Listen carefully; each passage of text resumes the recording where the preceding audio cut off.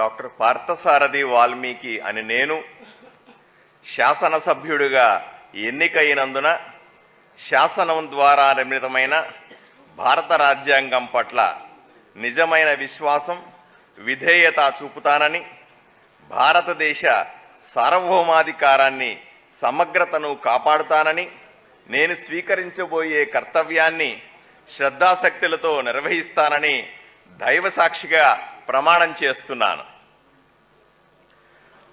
ఆంధ్రప్రదేశ్ శాసనసభ సభ్యుడినైన డాక్టర్ పార్థసారథి వాల్మీకి అనే నేను సభ నియమాలకు కట్టుబడి ఉంటానని, వాటిని అనుసరిస్తానని, సభా మర్యాదలను పాటిస్తానని, సాంప్రదాయాలను గౌరవిస్తానని దైవసాక్షిగా ప్రమాణం చేస్తున్నాను.